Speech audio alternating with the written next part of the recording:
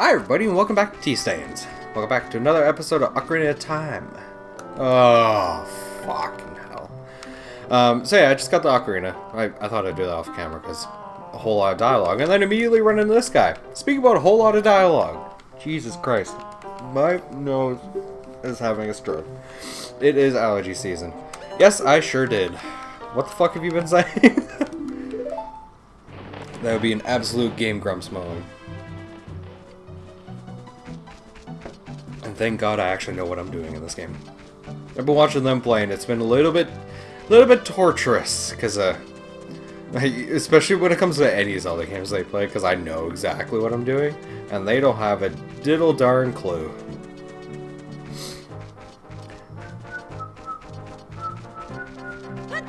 Yeah, I'll try rolling, see if I can get there in time. Hopefully.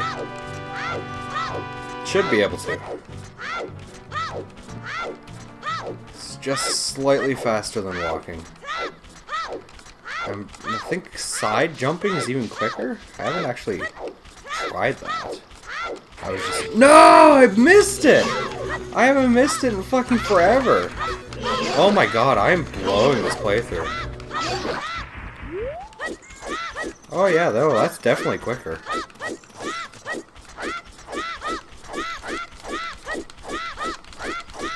Huh. I'll have to keep that in mind.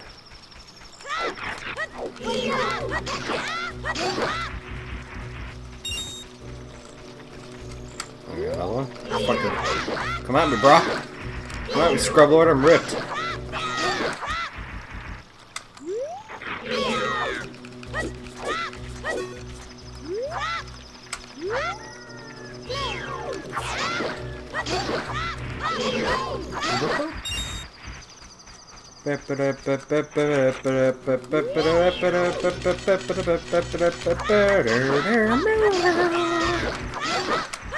This is fun, right? We're having fun. Everybody's having fun!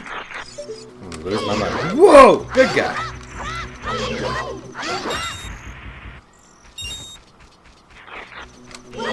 Oh man, I still can't believe I missed that. Just completely blew it.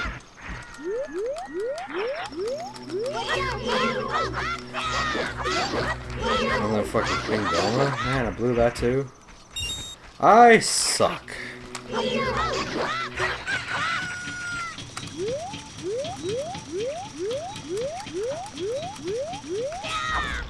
Oh, no, we gotta go. We go sideways, right? Oh, jeez. Fuck it. Just go. Not worth it right now.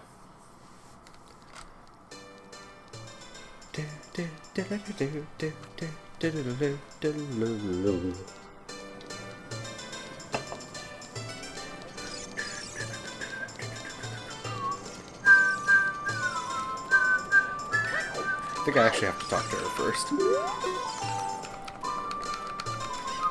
They're different. You're not from around here, are you? Oh, you're a fairy boy. You just fucking call me gay? Is that a gay remark? Call me a fairy boy? I don't fucking know, man.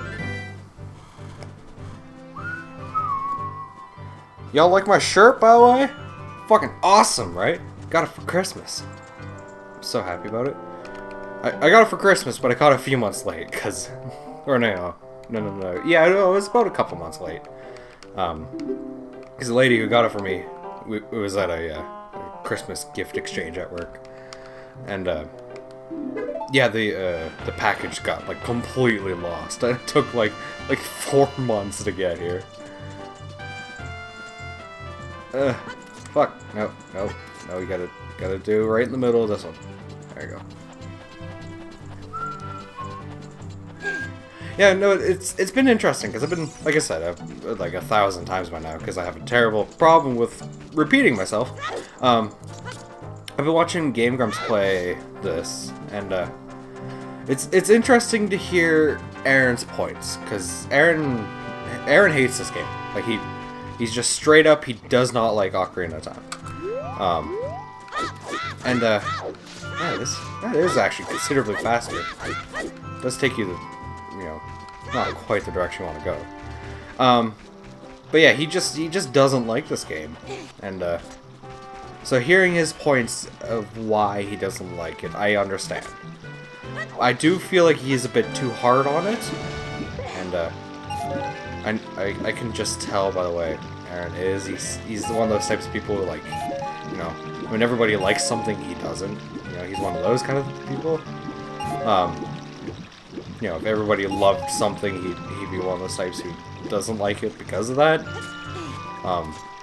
At least that's how it seems. It may not be true, you know. I've never actually met the guy. But, so, yeah, it was interesting hearing his points of view of why he disliked this game. And, it really opened my eyes a bit, actually. Because, like I said, this was one of my all-time favorite games for a long time. And, I could pop this puppy in and do a playthrough like this at any time, you know. And, so to hear why he didn't like it, it was just interesting. Things like, he made a very valid point about, yeah, I already did. Teehee. Oh yeah, if you look for him, I'll give you this. Yeah, no, hearing his point about, things like, what is it? How everything makes you wait. And that's a very valid point. This game is really bad for just for making you just have to, like, you know, sit there for a minute as, like, people talk. Even if it's them repeating themselves too, it's just like, ugh. And this game is really bad for that.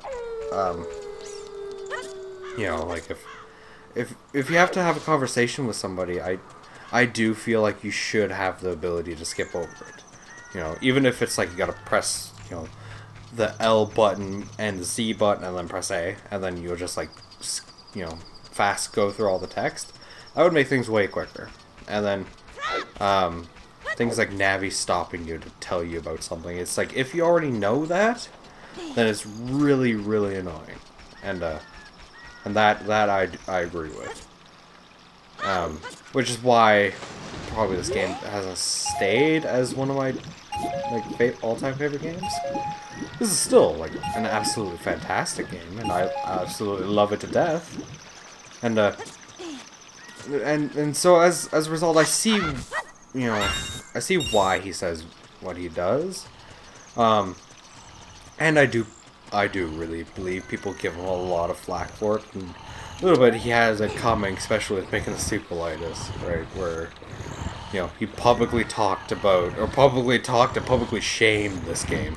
And we're talking about a game which is legacy is like, you know, it's huge. Like, everybody knows Ocarina of Time. This is like a lot of people's first game that, you know, they really played. Like, for me, this is one of the first games that I actually truly, like, beat. Like, actually worked hard and actually beat. Actually, I should save. Yes. And, so as a result, no matter what, even if in the future I hate this game, it still has a place in my heart, because it's, you know, like, this brings back memories of sneaking into my brother's basement, where, you know, in my parents' house, and you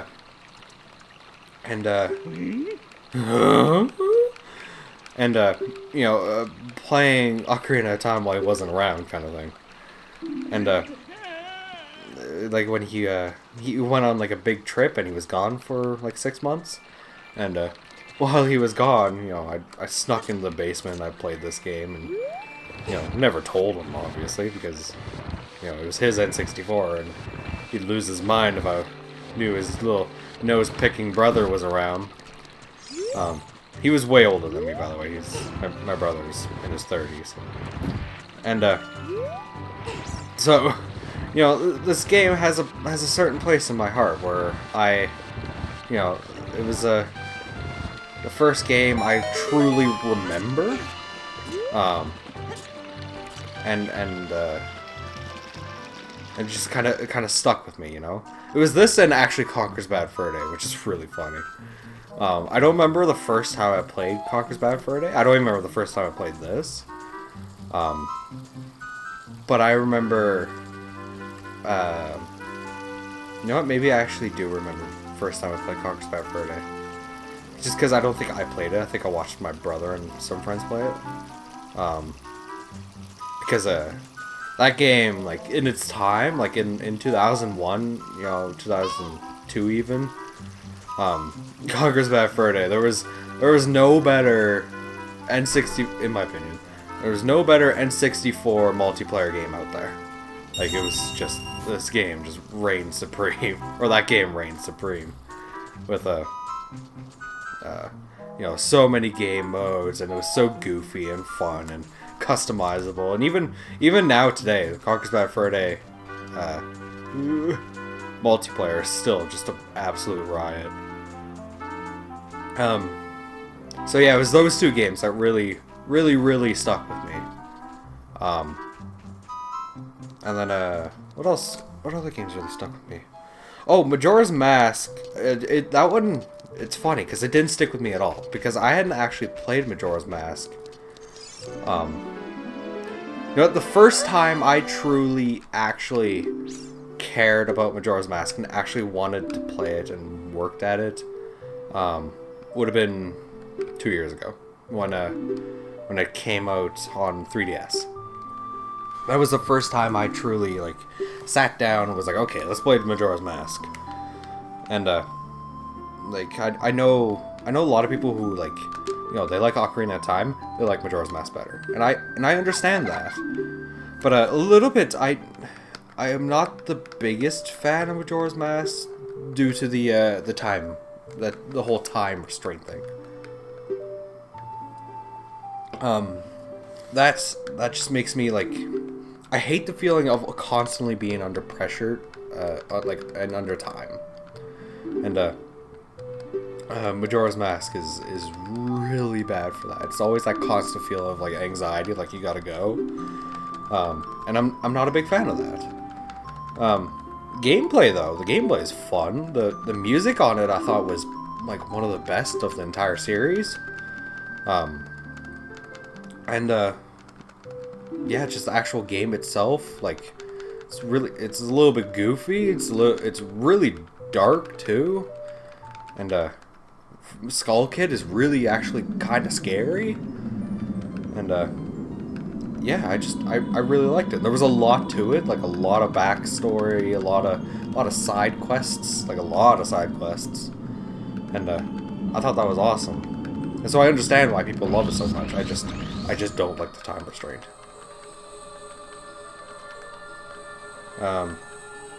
See, what other games really stuck with me? I'm just going on a bit of a tangent because, you know, not a whole lot to...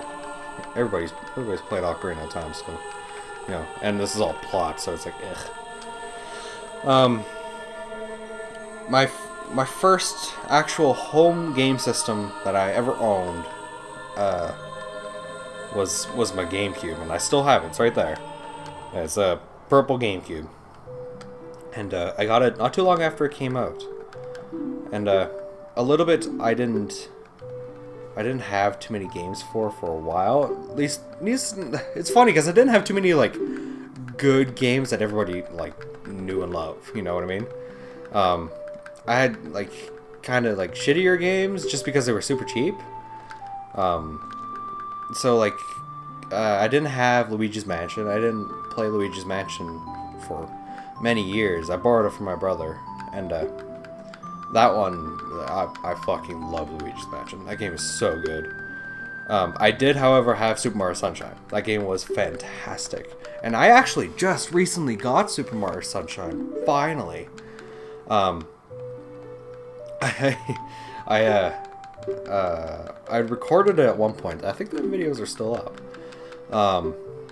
And I was emulating it, but yeah, it was kind of hit and miss. It was kind of good, kind of not. And I was using a controller that didn't have like pressure sensitivity on the L and R triggers, and that game kind of depends on that. And I've also modded that GameCube, so now I can play burnt discs, which is pretty cool. A little bit. The discs to buy alone though are really quite expensive. But at least then I can, you know, burn my own. Pardon me, I got nasty burps. Yeah, so I played usually would play like a lot of, I played a lot of Harvest Moon. Like Harvest Moon, what the fuck is it called? Back to Nature? Maybe? Whatever it is. The GameCube Harvest Moon. And, I haven't beaten it, but it's like, it's right close. Like, I'm that far away. I just need to cannonball it for like 6 hours, and then that game will officially be done. And I've sunk so many hours in that game, and I'm so far.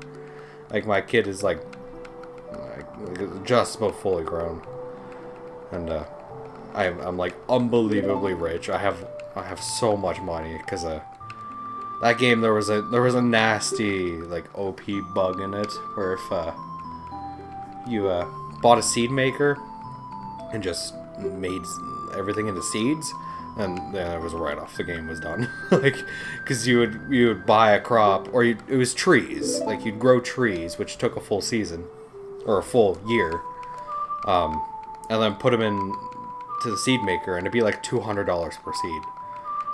So you would just sell them at, you know, unbelievable prices at all of them too, and so you'd have to sink a little bit of money into it, and then you're done. And then it was just like I have like $30 million in game.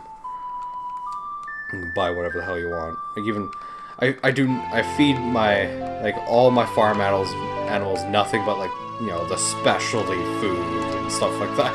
It's just silly.